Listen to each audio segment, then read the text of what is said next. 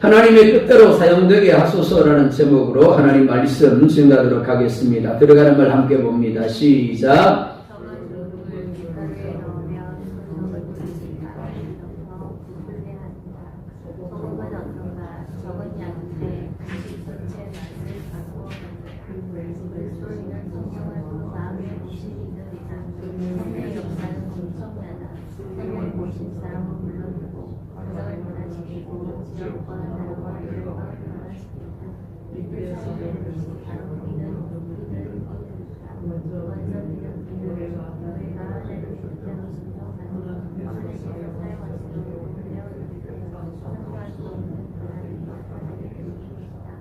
아멘. 늘 느끼는 겁니다. 예, 이쪽은 소리가 제일 크게 나오고요. 갈수록 점점 줄어들어서 이쪽에서는 아예 안 들리고, 예, 이쪽에서 좀 분발하셔가지고 다음부터 좀 크게 읽어주시기 바랍니다. 자, 무슨 내용인지 아시겠죠, 그죠? 예, 저에게는 안 들려도 여러분들이 읽고 이해하시면 됩니다. 먼저 질문 첫 번째 보겠습니다. 시작.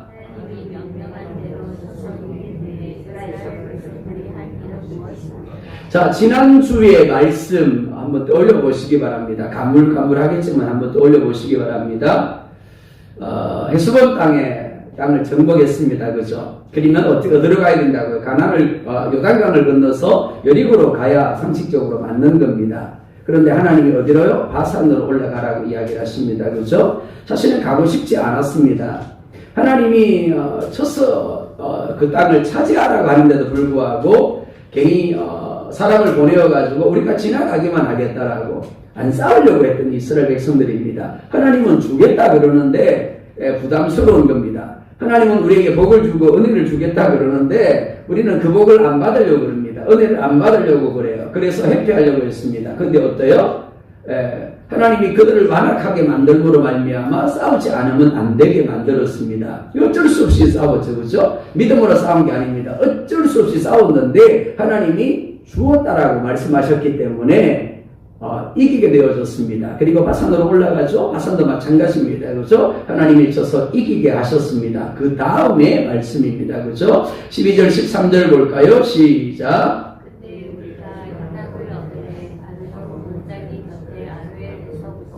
길라 산지 절반과 그 성읍들을 내가 루벤 자손과 갓 자손에게 주었고 길라스의 남은 땅과 옥의 나라였던 아르곱 온 지방 곧 온 바산으로는 내가 모네세 반 지파에게 주었노라. 바산을 옛적에는 르바임의 땅이라 부르더니 아멘. 하나님이 이스라엘 백성들에게 주신 명령, 이해할 수 없는 명령이었다라고 했습니다. 하지만 하나님이 왜 그렇게 하셨다고요?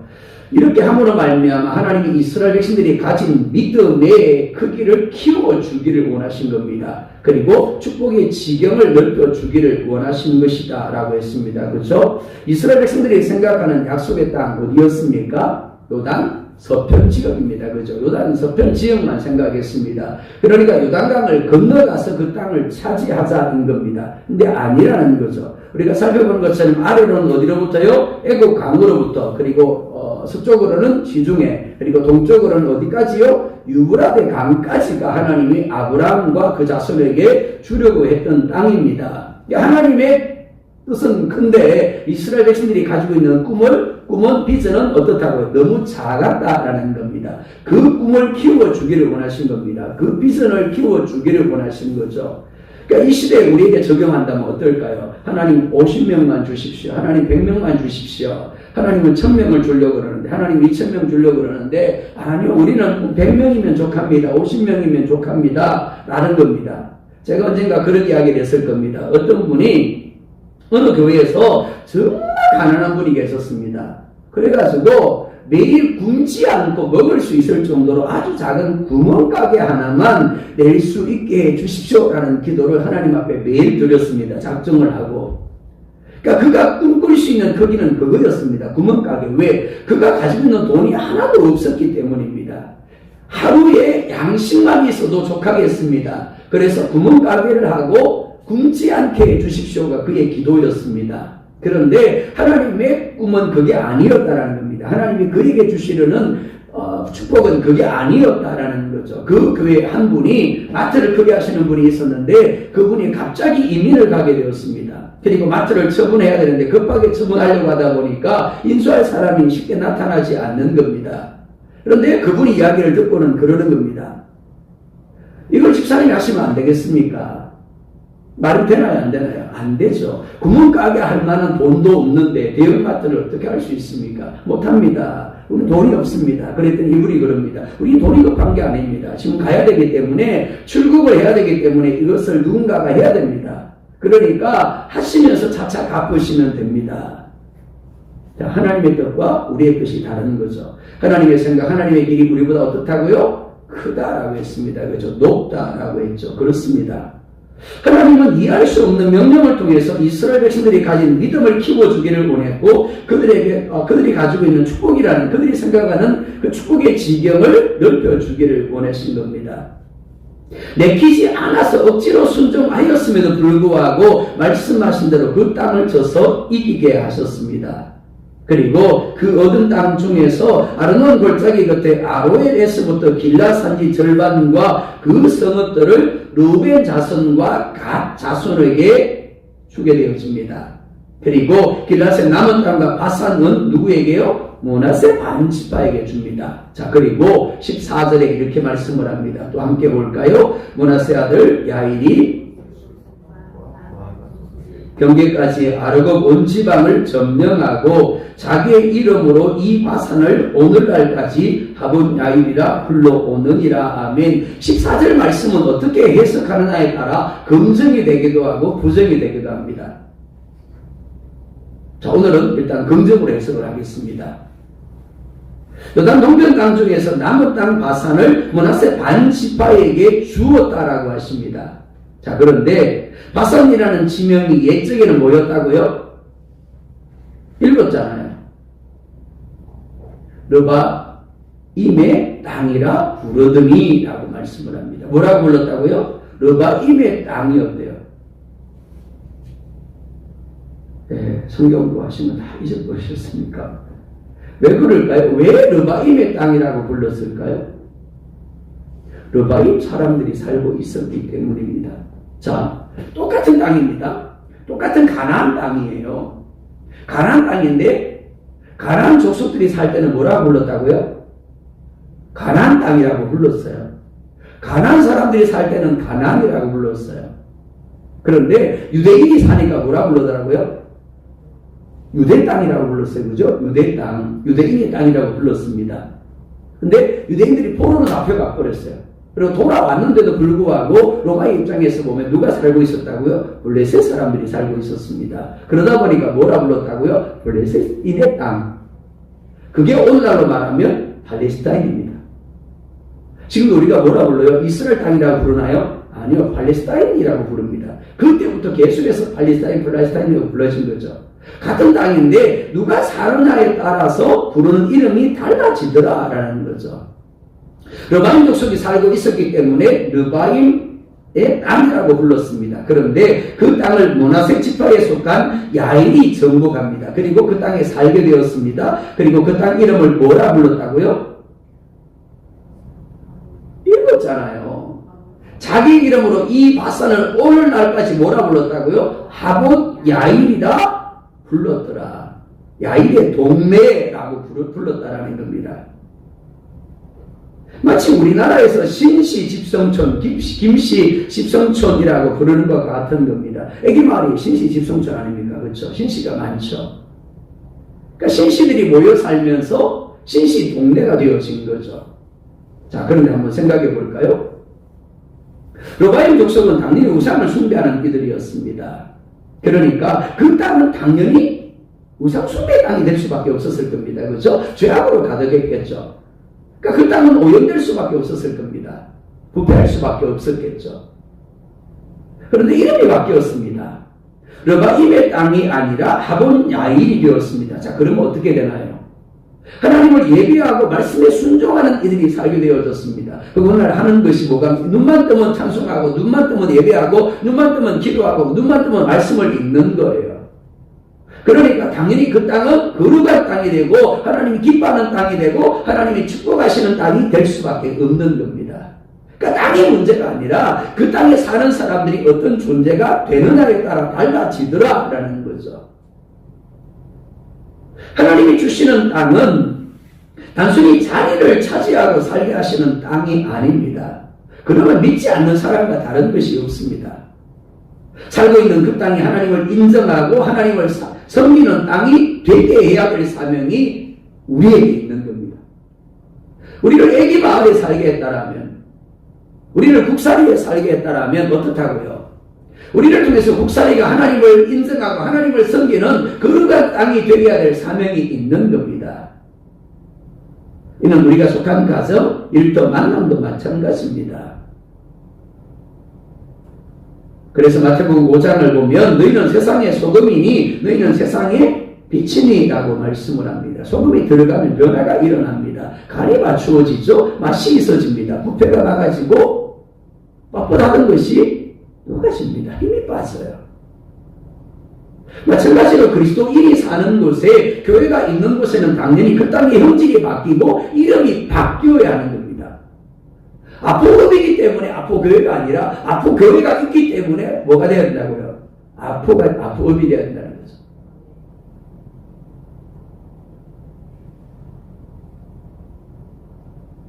과거에는 우상숭배와 다툼과 불법의 땅이었는데 왜요? 그 땅에 사는 사람들이 그런 사람들이었기 때문입니다.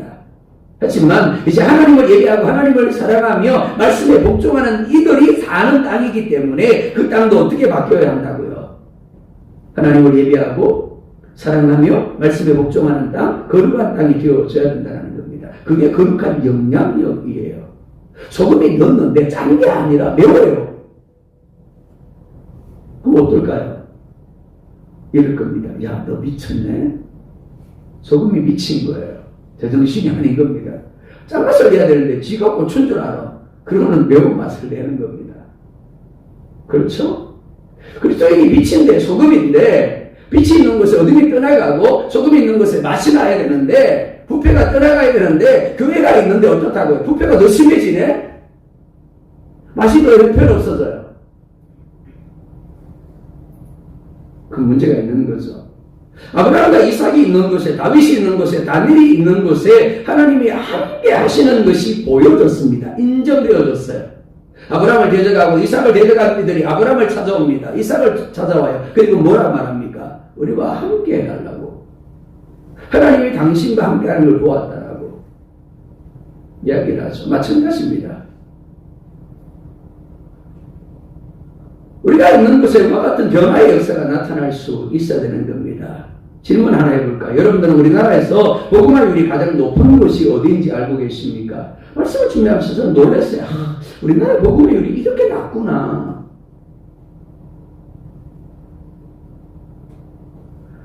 우리나라에서 복음화율이 가장 높은 것이 전라남도 신안군이라고 합니다.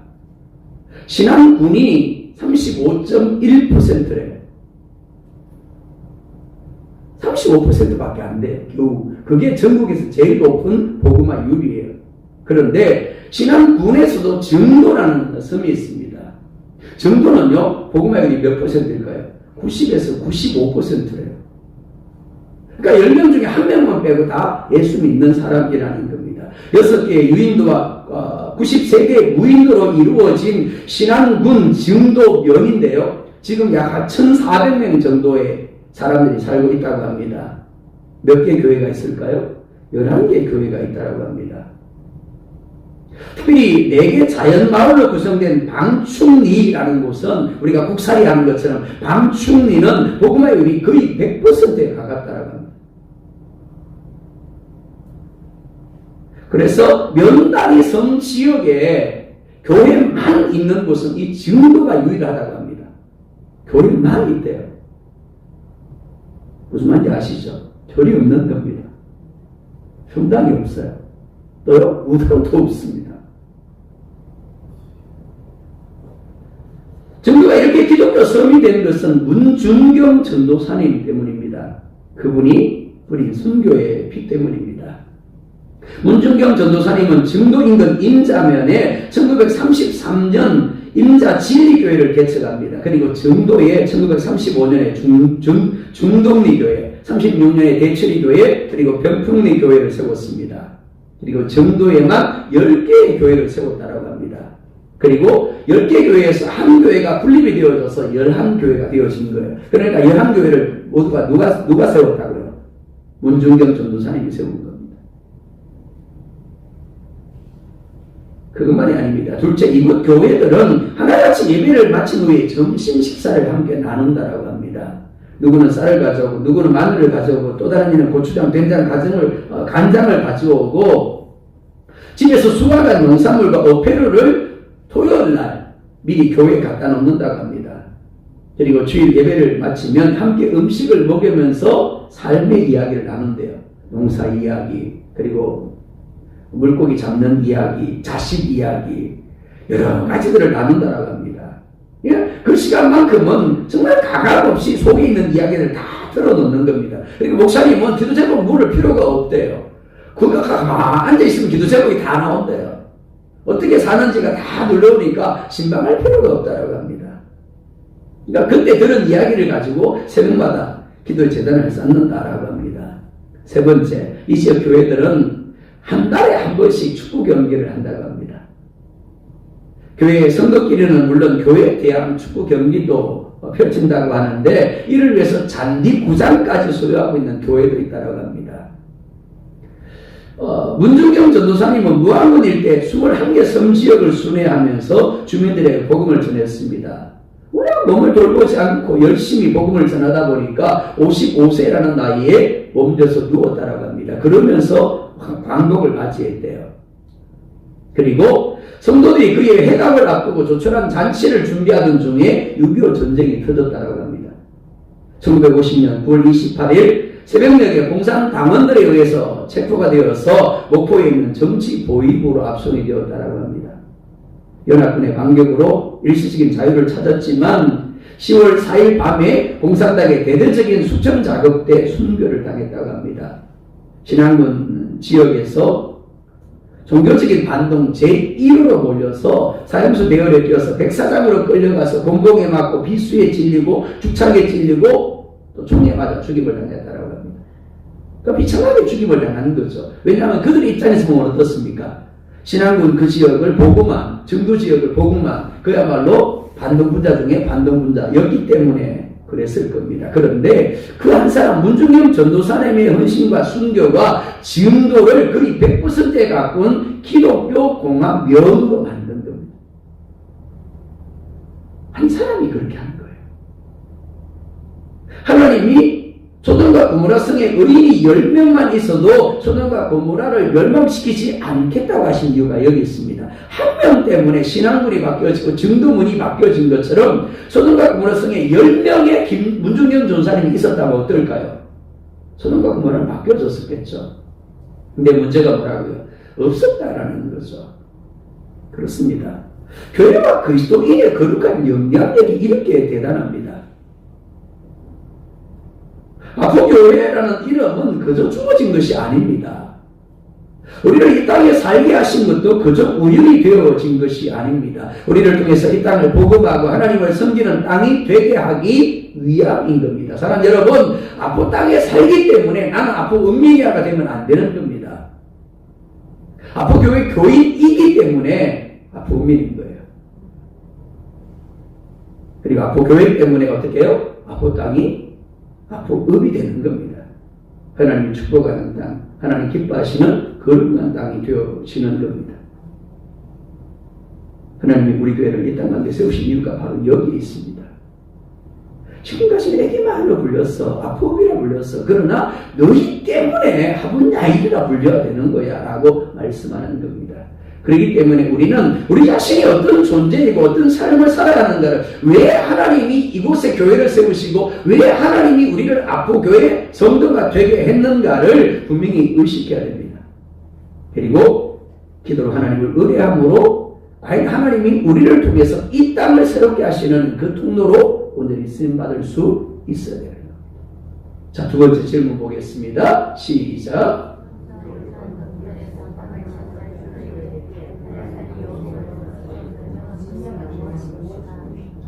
자, 먼저 요단 동편에서 땅을 차지한 이들 세 지파라고 그랬습니다. 첫 번째 르우벤, 두 번째 갓, 세 번째 므낫세 반지파입니다.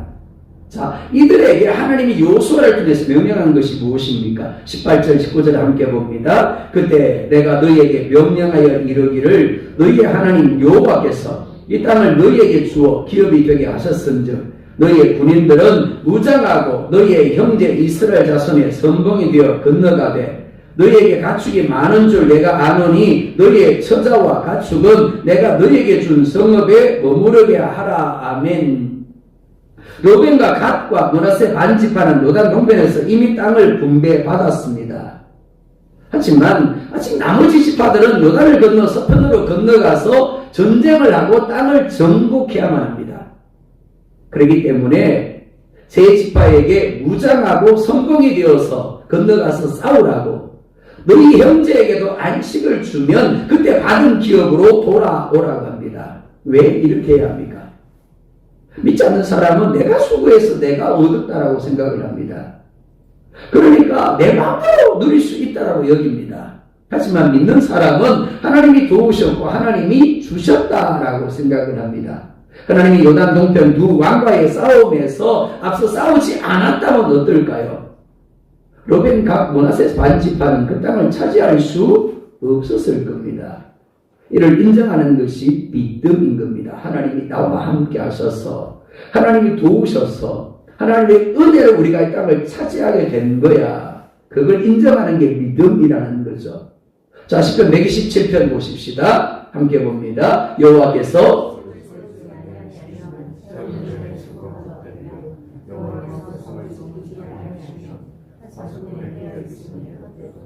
너희가 일찍이 일어나고 늦게 누우며 수고의 떡을 먹음이 헛되도다. 뭐라 말씀합니까? 나의 나됨이 뭐라고요? 하나님의 함께 하심에 있다. 하나님의 은혜다 라고 말씀을 하죠.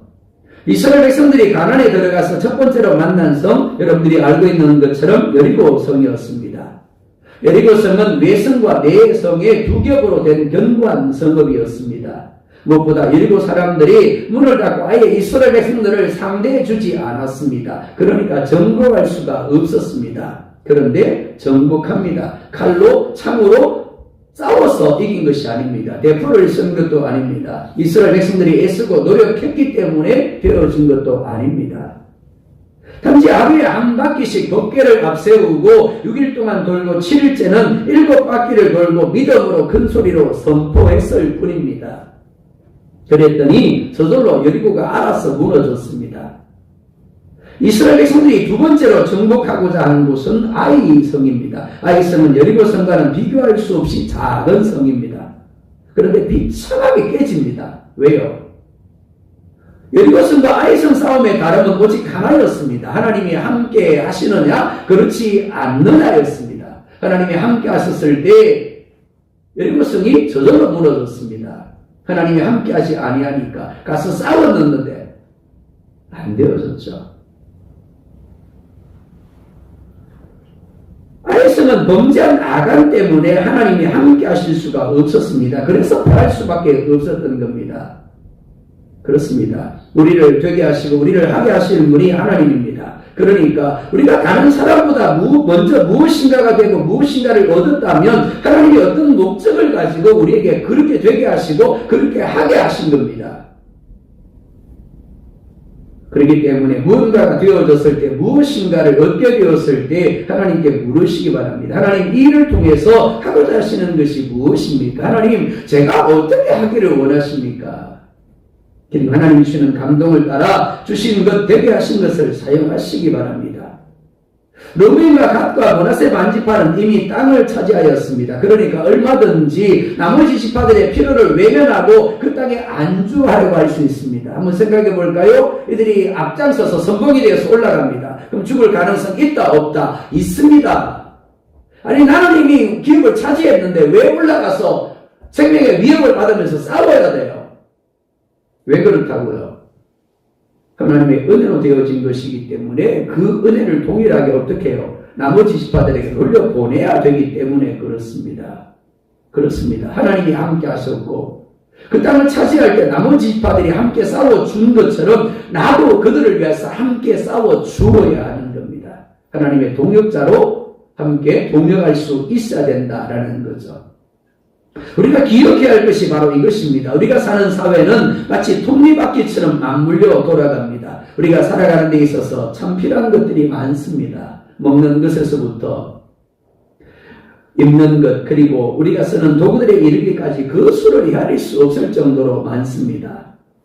우리는 혼자 이 모든 것을 결코 만들 수가 없습니다. 그리고 운영할 수도 없습니다. 내 삶이 정상적으로 이루어지려면 수많은 사람들이 수고해야 되고 협력해야 합니다. 이는 내가 되고 내가 얻는 것도 마찬가지입니다. 나는 나 혼자 되고 나 혼자 했다고 생각할지 모르겠지만 나도 모르게 수많은 이들의 수고와 협력이 있었기에 하나님이 그들을 사용하셨기에 나를 되게 하시고 나를 하게 하신 겁니다. 그렇기 때문에 되어졌을 때, 얻어졌을 때 하나님의 목적과 다른 사람들의 필요를 돌아볼 수 있어야 하는 겁니다. 로세가 무엇이라고 이야기를 합니까?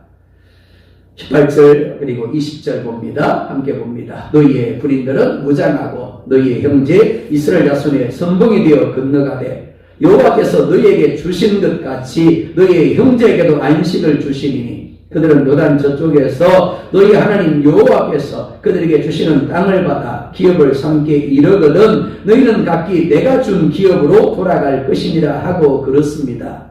왜냐하면 루벤 지파 그리고 갓 지파 므낫세 반 지파는 비록 기업을 얻었지만 나머지 지파들의 필요 즉 그들도 가나안 땅을 쳐서 정복할 수 있도록 올라가서 싸워야 할 책임이 있었습니다. 먼저 얻은 사람은 얻은 만큼 다른 사람에게 빚지고 있는 겁니다. 그들이 수고해 주었습니다. 그들이 나를 위하여 기도해 주었고 그들의 수고와 그들의 기도를 도구 삼아서 하나님이 내 삶 가운데 역사하셨기에 내가 되어진 거예요. 먼저 되고 먼저 얻은 것이 분명히 특권입니다. 하지만 동시에 뭐라고요? 빚인 겁니다. 하나님에 대하여 다른 사람에 대하여 빚을 진 겁니다. 그렇기 때문에 되고 얻어진 것을 나누고 베풀며 섬길 수 있어야 하는 겁니다. 어떤 사람이 돈만 벌면 기부를 합니다. 그래서 사람들이 물었습니다. 도대체 어떻게 그렇게 많은 돈을 기부할 수 있습니까? 뭐라고 대답했을까요? 한번 대답해 보십시오. 이렇게 대답을 했다고 합니다. 있으니까요. 왜 그렇게 많이 기부하십니까? 라고 했더니 있기 때문에 기부한답니다. 무슨 말입니까? 하나님이 내게 은혜 주셔서 지금 내게 있게 하셨으니까 이 은혜를 흘려보낸다라는 겁니다. 그게 하나님의 뜻이다라는 거죠. 그렇습니다. 하나님이 주셨기 때문에 빚이기 때문에 나누고 베풀고 섬긴다라는 겁니다. 그게 특별한가요? 아니요. 믿는 사람들에게 있어서 그게 당연한 게 되어야 하는 겁니다. 근데 아이러니하게도 특별한 게 되어버렸다라는 거죠. 그 서천이라는 사람이 기부를 하면 어떻습니까? 우와, 그럽니다. 어떻게 그러지? 이는 교회 안에서도 마찬가지입니다. 믿음이 성숙하고 믿음이 강한 자리에 먼저 이르게 되었다라면 성숙한 자로서 강한 자로서의 약한 자의 짐을 함께 나누어지며 이끌어줘야 할 빚이 있는 겁니다. 목회자님 저도 마찬가지고 장로님, 한수 집사님, 권사님, 집사님이 먼저 되었습니다. 그럼 어떻다고요? 나보다 늦게 신앙생활을 한 이들, 나보다 믿음이 약한 이들을 어떻게 해야 된다고요?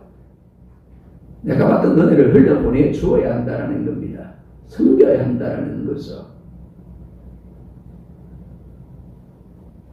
그래서 웃을 때 함께 웃어주고 울 때 함께 울어주면서 성숙한 자리에 이르고 믿음이 강한 자리에 이르도록 해주어야 하는 겁니다. 그게 좋은 교회예요. 뭐 한 가지 실수하고 뭐 한 가지 잘못하면 그거 꼬투리 잡아가지고 뭐라 그러고 어떻게든 짓밟아서 넘어뜨리는 그런 교회가 아니라 내가 믿음이 강한 자이기 때문에 하나님이 나를 은혜로 믿음이 강한 자리에 있게 하셨기 때문에 강한 자로서 그가 가지고 있는 연약함을 대신 짊어져 주는 겁니다. 그리고 은혜를 흘려보내줌으로 같이 울어주는 거죠. 그를 일으켜 주는 겁니다. 그런 이들이 많은 교회가 좋은 교회인 겁니다. 지역도 마찬가지입니다. 우리는 앞으로는 지역에 있습니다. 그러니까 당연히 이 지역을 섬길 수 있어야 합니다. 왜요? 첫 번째로 이 땅을 섬기라고, 이 땅을 복음하라고 하나님이 이 땅 가운데 두셨기 때문입니다. 그러니까 이 땅의 필요를 살필 수 있어야 된다는 겁니다. 어느 교회가 무슨 일을 한다더라, 무슨 일을 한다더라, 그러면 찔리셔야 됩니다. 우리는 왜 이 국사리에 세워졌는데, 앞부분에 세워졌는데 왜 우리는 못하고 있는가를 고민하셔야 되는 겁니다. 뿐만 아니죠. 다른 교회를 섬기고 열방을 섬길 수 있어야 합니다. 그러라고 주신 것이고 되게 하신 겁니다. 월요일 아내와 함께 용인 수지에 있는 한 교회를 방문했습니다. 총회 세미나에 참석을 했습니다. 월요일은 사역자들이 쉬는 날입니다. 그런데 그날 쉴 수가 없었어요. 그 교회 직원들은, 사역자들은 더욱이 아침부터 오후 늦게까지 장소를 제공해야 되는 상황입니다. 전기를 돌리고 난방을 돌립니다. 뿐만이 아닙니다. 점심을 또 제공을 했어요. 그렇게 한다고 해서 그들에게 무슨 유익이 있는 것이 아닙니다. 그렇다고 해서 또 그들이 두들하면서 목사님은 왜 우리 교회에서 이런 행사를 한다고? 그렇지도 않습니다. 기쁨으로 하는 거죠. 왜 그렇다고요? 우리 교회가 그렇게 섬길 수 있는 큰 교회가 되게 되어진 것이 뭐라고요? 은혜이기 때문입니다. 그런 일들을 하라고 이렇게 하나님이 은혜 주셨다고 믿기 때문에 얼마든지 자신들에게는 유익이 없지만 전부 교회 목회자, 성도들, 교사들을 섬기는 겁니다. 그렇습니다. 어느 날 식당에 밥을 먹기 위해서 갔습니다. 그런데 그곳에 마침 인근교회 장로님이 다른 분들과 식사를 하고 계셨습니다. 인사를 나누었습니다.